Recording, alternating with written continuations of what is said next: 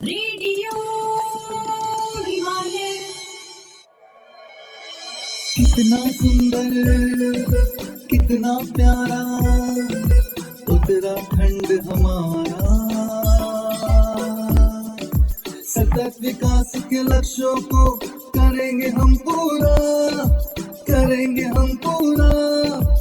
ये संकल्प है हमारा। Radio Himalaya. Institute for development support और गोविंद बल्लभ पंत राष्ट्रीय हिमालय पर्यावरण संस्थान की प्रस्तुति। संयुक्त राष्ट्र सतत विकास लक्ष्य एवं उत्तराखंड परिप्रेक्ष्य को समर्पित रेडियो श्रृंखला में आप सभी श्रोताओं का हार्दिक स्वागत है। मैं हूं जयप्रकाश पंवार जेपी और साथ में मैं हूं आशना कलियर।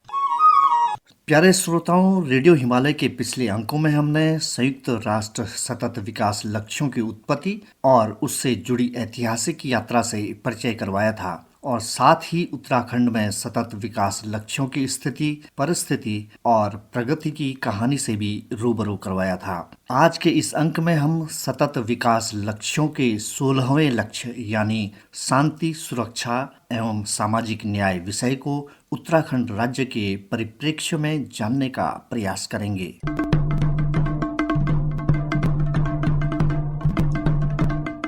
प्यारे श्रोताओं, Uttarakhand centre for public policy and good governance नियोजन विभाग उत्तराखंड राज्य ने भी सबका साथ, सबका विकास व सबका विश्वास सिद्धांत के आधार पर सतत विकास लक्ष्यों को प्राप्त करने की दिशा में अपने कदम बढ़ाए हैं। 16वें लक्ष्य यानी सतत विकास के लिए शांतिपूर्ण और समावेशी समाज को बढ़ावा देना, सभी को न्याय उपलब्ध करवाना तथा सभी स्तरों पर कारगर, जवाबदेह और समावेशी संस्थाओं का निर्माण करने हेतु उत्तराखंड सरकार ने कुछ लक्ष्य तय किए हैं।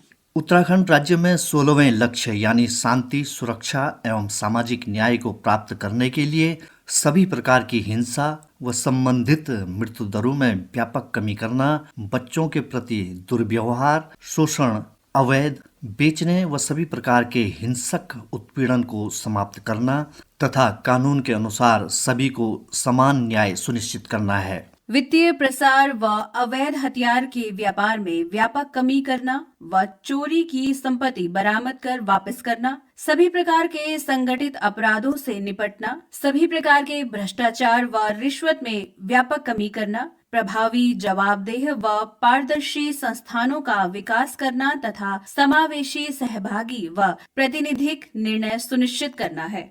वैश्विक शासन वाली संस्थाओं में प्रदेश की भागीदारी बढ़ाना, जन्म पंजीकरण सहित सभी वैधानिक पहचान उपलब्ध करवाना, मौलिक स्वतंत्रता संरक्षण करना तथा जन सूचना उपलब्ध करवाना, हिंसा रोकने, आतंकवाद व अपराध से निपटने के लिए क्षमता निर्माण कर संस्थाओं को सुदृढ़ करना तथा संधारणीय विकास के लिए भेदभाव रहित कानूनों और नीतियों का प्रवर्तन व संवर्धन करना है। प्यारे श्रोताओं, Uttarakhand centre for public policy and good governance नियोजन विभाग ने इन लक्ष्यों को प्राप्त करने के लिए महत्वपूर्ण संकेतकों को तय किया है, जिससे लक्ष्य की प्रगति का आकलन किया जा सके। लक्ष्य का आकलन प्रति लाख जनसंख्या पर हत्या के मामले, प्रति लाख जनसंख्या पर बच्चों के संबंध में संज्ञान में आए अपराध के मामले से लक्ष्य की प्रगति का आकलन किया जा रहा है। प्रति लाख जनसंख्या पर लिंग, उम्र व शोषण के रूप में मानव तस्करी से शिकार व्यक्तियों की संख्या, हिंसा के मामलों में चार्जशीट आरोपित मामलों का प्रतिशत, मृत्यु के मामले में चार्जशीट आरोपित मामलों का प्रतिशत, अनुसूचित जाति समूह के मामलों में चार्जशीट आरोपित मामलों के प्रतिशत से लक्ष्य की प्रगति का आकलन किया जा रहा है। पाक्सो मामलों की संख्या, बच्चों के लापता होने के मामले के सापेक्ष बरामदगी का प्रतिशत, प्रति लाख जनसंख्या पर अदालतों की संख्या, अदालतों में कुल मामलों के सापेक्ष 5 से अधिक वर्ष तक लंबित मामलों का प्रतिशत तथा प्रति लाख जनसंख्या पर भ्रष्टाचार युक्त अपराध से संबंधित अनुमानित मामलों से लक्ष्य की प्रगति का आकलन किया जा रहा है।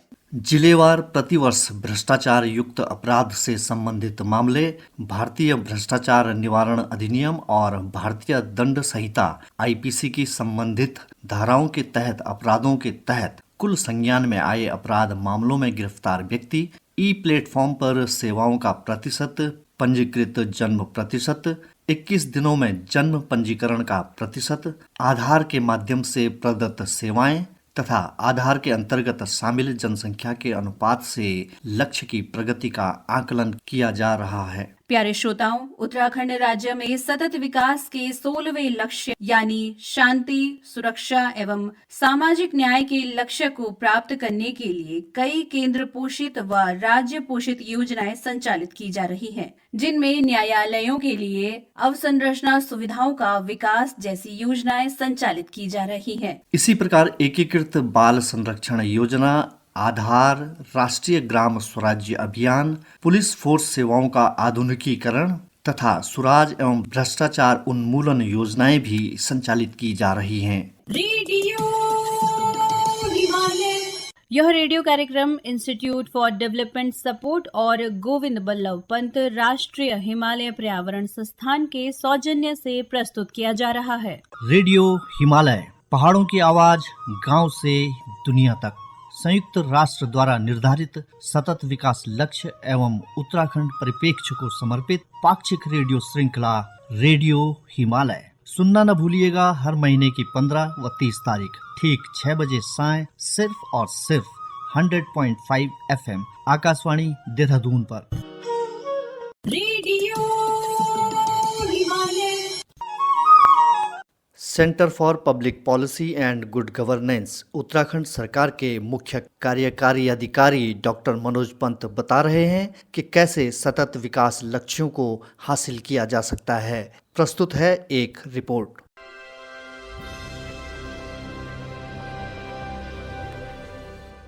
देखिए, जो centre for public policy and good governance है, इसका मेन मैंडेट जो है वो गवर्नमेंट को डिफरेंट पॉलिसीज इनपुट प्रोवाइड करना है और जो भी पॉलिसी सरकार में बन रही हैं, जो भी प्लान चल रहे हैं, विशेष रूप से जो सस्टेनेबल डेवलपमेंट गोल्स हैं, SDGs जो हैं, उनका जो प्लानिंग करना है, उनकी जो इम्प्लीमेंटेशन स्ट्रैटेजीज तैयार करनी है, उनका जो अनुश्रवण करना है, वो सारे काम इस centre for public policy and good governance के अंतर्गत किए जाने हैं।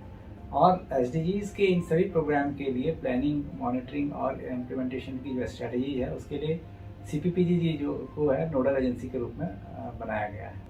और जहाँ तक सवाल है कि CPPGG का SDGs के इन सब में क्या रोल है, स्वाभाविक है, क्योंकि जब हम इसके फॉर्मुलेशन करते हैं, कोई भी प्लान फॉर्मुलेशन करते हैं, कोई भी एक्शन प्लान फॉर्मुलेशन करते हैं, कोई स्ट्रैटेजीज की बातें करते हैं, तो कोई मॉनिटरिंग की बात करते हैं, तो स्वाभाविक रूप से as a nodal agency centre for public policy and good governance को उसमें आगे आना होता है। निश्चित रूप से सारे जो काम होते हैं वो डिफरेंट डिपार्टमेंट्स अपने अपने लेवल पर इन सब कामों को तैयार कर रहे हैं, परंतु उनको जो गाइडेंस देनी है, जो हम इंडिकेटर फ्रेमवर्क बनाने होते हैं, जो हमें मॉनिटरिंग मैकेनिज्म तैयार करना होता है, वो सब काम के लिए CPPGG ही इसके लिए रिस्पॉन्सिबल है, उसकी जिम्मेदारी है। और विभागों को SDGs की जो जागरूकता है, SDG क्या होते हैं, उसको किस तरीके से करना है, कि अपनी अपनी स्कीम्स में उसको कैसे मैप किया जाना है, और आउटपुट और आउटकम फ्रेमवर्क क्या है, ये तमाम बातें जो है वो CPPGG के मैंडेट में है कि वो विभागों को इन सब की जानकारी भी।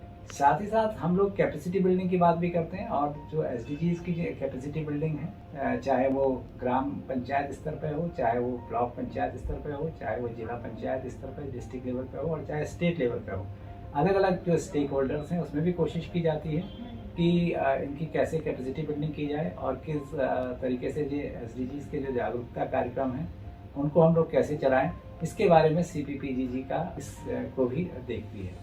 देखिए, विजन 2030 जो है वो 2018 में स्टेट ने इसको बना दिया था, और ये एक ऐसा डॉक्यूमेंट है जो पूरा का पूरा रोड मैप देता है डिफरेंट सेक्टर्स में, और उन डिफरेंट सेक्टर्स का रोड मैप देता है कि हम लोगों को 2030 में कहाँ पहुँचना है। और केवल 2030 की बात नहीं, इन बिटवीन उसकी स्ट्रैटेजीज क्या होंगी, हम लोगों को किस तरीके से इसमें बढ़ना है, हम लोग कौन सी मेथडोलॉजी अपनाएं, किस तरीके से रिसोर्स को लेकर के हम आगे बढ़ें, इस तमाम बातें 2030 विजन के अंतर्गत की है। जहाँ तक वर्तमान में इसको बढ़ाने के लिए क्या कार्रवाई की जा रही है, वो जो स्कीम्स चलती हैं विभागों की, जैसे जब भी बजट आते हैं उन बजटों में स्कीम्स होती हैं, तो 2030 से पहले भी कई आपको प्रोग्राम्स के टारगेट्स हैं, 2026 में कुछ आपको अचीव करने हैं। तो ये जैसे जैसे ये प्रोग्राम्स आगे बढ़ते हैं, जो हम 3 ईयर 7 ईयर स्ट्रैटेजी और एक्शन प्लान की बात कहते हैं, वो उसके अंतर्गत आता है। तो इसी परिप्रेक्ष्य में कई ऐसे प्रोग्राम्स हैं, जैसे हमने कहा प्रोडक्टिविटी को बढ़ाने की बात है, डबल फार्मिंग इनकम की बात है। तो उस हिसाब से हम लोग सरकार जो है या विभाग जो है वो अपने प्रोग्राम्स को उस पर्टिकुलर टारगेट को अचीव करने के लिए उन्हें क्या करना है, कितने उनको फंड्स की आवश्यकता है, किस तरीके से उस प्रोग्राम्स को चलाएंगे, ये बातें वो आगे करते रहती हैं। और इसको और भी ज़्यादा समय से पहले भी हम अपने टारगेट्स को पूरा कर लें तो इसमें जो कन्वर्जेंस, कोऑर्डिनेशन, नेटवर्किंग और कम्युनिटी पार्टिसिपेशन का मॉडल है, जिसको हम CCCN की बात कहते हैं कि हमें कन्वर्जेंस अधिक से अधिक कैसे करें, क्योंकि ये हम स्ट्रेटजी का पार्ट होता है। तो ये व्यवस्थाएं कुछ समय से शुरुआत करी गई हैं, कन्वर्जेंस को कैसे किया जाए डिफरेंट डिपार्टमेंट के साथ, और कम्युनिटी पार्टिसिपेशन को कैसे अधिक से अधिक बढ़ाया जाए, कोऑर्डिनेशन बिटवीन द डिपार्टमेंट्स, किस तरीके के कोऑर्डिनेशन उसमें हो सकते हैं, और कोऑर्डिनेशन एक बड़ा इंपॉर्टेंट इशू होता है, और नेटवर्किंग कैसे की जाए उन सारे प्रोग्राम्स को करने के लिए। देखिए, जब हम SDGs की बात कहते हैं तो ये बिल्कुल नहीं है कि SDGs केवल और केवल सरकारी प्रोग्राम से अचीव हो सकेंगे। तो जब हम SDGs की बात करते हैं तो SDGs में नेटवर्किंग भी बहुत ज़रूरी है।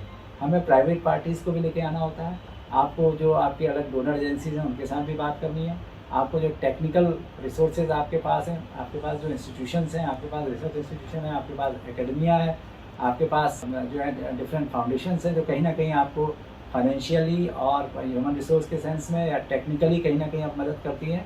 तो ये नेटवर्किंग वाला मॉडल भी हमें कहीं ना कहीं इन सब कार्यक्रमों को आगे बढ़ाने में मदद करता है। तो इन्हीं सब दिशाओं में जो स्ट्रैटेजीज़ बनाई जा रही हैं, जो विभागों के साथ बातचीत की जा रही है, वो इसी CCCN जो मॉडल हम कह रहे हैं, जिसमें मैंने आपको जैसा बताया community participation is one of the very very important thing, जिसको हमें लोगों को लेकर के इसमें आगे बढ़ना है। इसका मैं आपको उदाहरण बताता हूँ, जो पंचायत में जैसे हम लोग कर रहे हैं, GPDP जो ग्राम पंचायत डेवलपमेंट प्लान, पंचायती राज विभाग को हम लोग जो सपोर्ट कर रहे हैं, वो इसी का एक उदाहरण है। वहाँ पे कम्युनिटी पार्टिसिपेशन के बेसिस पे ही हम उस प्लान को फॉर्मुलेट कर रहे हैं और उसी के बेसिस पे उसकी स्ट्रेटजीज आगे तैयार कर रहे हैं। ये मॉडल ही सबसे इम्पोर्टेंट मॉडल है जो इस बीच हमने काम करने की बात कही है CPGG की ओर से, वो ये CCCN मॉडल पर ही काम करने की बात कही।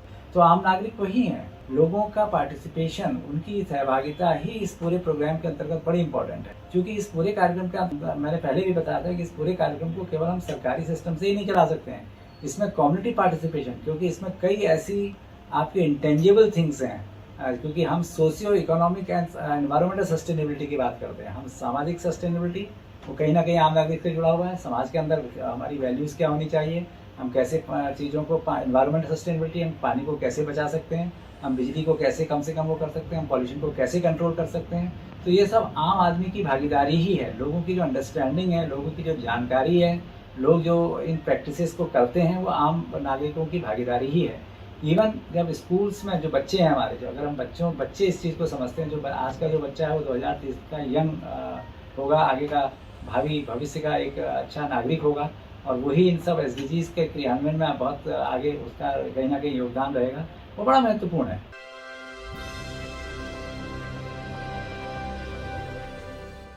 यह report centre for public policy and good governance Uttarakhand सरकार की सौजन्य से प्राप्त हुई है। प्यारे श्रोताओं, आपको रेडियो हिमालय का यह कार्यक्रम कैसा लग रहा है? हमें अपनी प्रतिक्रियाओं से जरूर अवगत करवाएं। संयुक्त राष्ट्र सतत विकास लक्ष्य एवं उत्तराखंड परिप्रेक्ष्य के विषय को लेकर आप अपनी मौलिक कविताएं, स्लोगन, लेख, कहानी, नाटक या विचार हमें ईमेल और व्हाट्सएप के माध्यम से भेज सकते हैं। आपकी बेहतरीन रचनाओं को पुरस्कृत भी किया जाएगा। आप हमें अपनी प्रतिक्रियाएं और रचनाएं radiohimalay@gmail.com और व्हाट्सएप नंबर 8979037576 पर भेज सकते हैं। रेडियो कार्यक्रम की सहलेखक और समन्वयक थी दीपा। शोध, लेख और निर्देशक थे Jayprakash Panwar JP। Media partner channel mountain और आकाशवाणी देहरादून। प्रस्तुति इंस्टीट्यूट फॉर डेवलपमेंट सपोर्ट और गोविंद बल्लभ पंत राष्ट्रीय हिमालय पर्यावरण संस्थान अल्मोड़ा उत्तराखंड। प्यारे श्रोताओं, रेडियो हिमालय का आज का अंक अब यहीं पर समाप्त होता है। मुझे यानी आशना कंडियाल और जयप्रकाश पंवार JP को आज्ञा दें। नमस्कार। रेडियो हिमालय।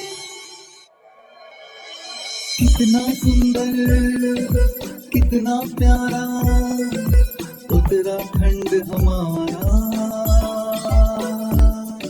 सतत विकास के लक्ष्यों को करेंगे हम पूरा, करेंगे हम पूरा। ये संकल्प है